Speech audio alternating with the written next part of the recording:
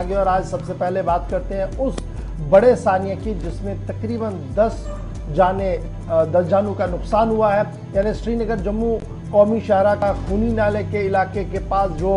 ज़ेरे ज़मीन टनल बनाई जा रही थी उसमें जो कुछ हुआ उसके बाद की सूरत हाल के हवाले से ज़रा गुफ्तगू करते हैं, क्योंकि ये बताया जा रहा है, कल से हम जब ग्राउंड जीरो से रिपोर्ट कर रहे थे तो बताया जा रहा था कि सेफ्टी मेजर्स को भलाए ताक रखा जाता है, लेकिन अब सरकारी तौर पर बयान सामने आया जिसमें कहा गया कि सभी सेफ्टी मेजर जो है वो इन प्लेस है और जहां जहां पर भी जम्मू कश्मीर के अंदर टनल्स का काम चल रहा है वहां पर इसका पूरा ख्याल रखा जा रहा है। National infrastructure development corporation NHIDCL जो है उनकी तरफ से बयान जारी करते हुए ये साफ कर दिया गया कि जम्मू कश्मीर के अंदर जहां जहां पर भी टनल्स बनाई जा रही हैं इन टनल्स के अंदर काम करने वाले मजदूरों के लिए हर मुमकिन सहूलियत रखी जा रही है और टीम ऑफ इंजीनियर्स जो है, एक्सपर्ट जो है वो रामबन भी जा रहे हैं जहां पर वो इस वाक़े की पूरी रिपोर्ट तलब करेंगे और रिपोर्ट बनाएंगे कि आखिर टनल के अंदर ऐसा क्या हुआ जिसकी वजह से ये टनल गिर गई और 10 लोगों की जान चली और तकरीबन 72 घंटे से ज़्यादा देर तक ये ऑपरेशन जो है वो चलाना पड़ा है। इब्तिदाई तौर पर ये सारी साइट जो है वो सिस्मिक जोन 4 में आती है जहां पर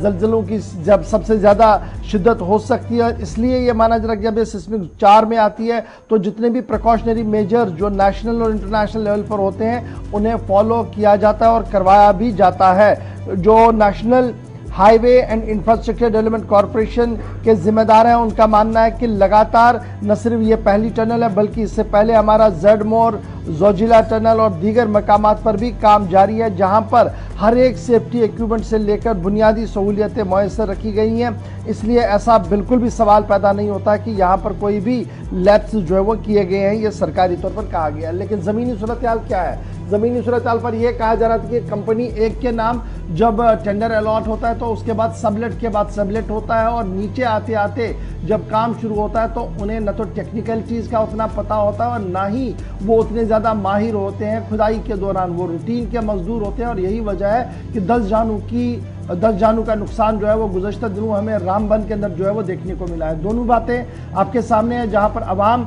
इस बात पर नाला है कि हुकूमती इदारे जो है वो पूरी तरह से मौसर और फ़ाल तरीके से अपना मनसब नहीं निभा रहे हैं, वहीं पर जिम्मेदार जो है जिनके ज़िम्मे ये काम सौंपा गया है NHIDCL उनका मानना है कि हर मुमकिन टेक्निकल सहूलियत वहाँ पर रखी गई है और सिस्मिक जोन 4 के अंदर ये पूरा जो है काम आ रहा है, इसलिए और भी एहतियात जो है वो बरती जा रही है। बहरहाल 10 जानें चली गई हैं, बयानबाजियों का सिलसिला जारी है और अब इंजीनियरों की टीम भी इस पूरे इलाके का दोबारा दौरा करेगी और एसेस करेगी कि मुस्तकबिल में इस तरीके के वाक़यात ना हो और क्या कुछ और काम करने की ज़रूरत है। तो ये बात थी जनाब NHIDCL की, क्योंकि ये बयान बड़ा इंपॉर्टेंट था। कल से बड़ा हंगामा सोशल मीडिया पर था कि आखिर ये 10 जानें जो गई हैं इनकी जिम्मेदारी कौन लेगा, स्टेट एडमिनिस्ट्रेशन लेगी या वो काम करने वाला इदारा लेगा जिसके ज़िम्मे ये काम था। बहरहाल दोनों फिलहाल पल्ला जोड़ते हुए नजर आ रहे हैं, सबको दूरी इख्तियार करते हुए नजर आ रहे हैं, लेकिन अवाम इस पर सरापा एहतिजाज है कि 10 लोगों की मौत हुई है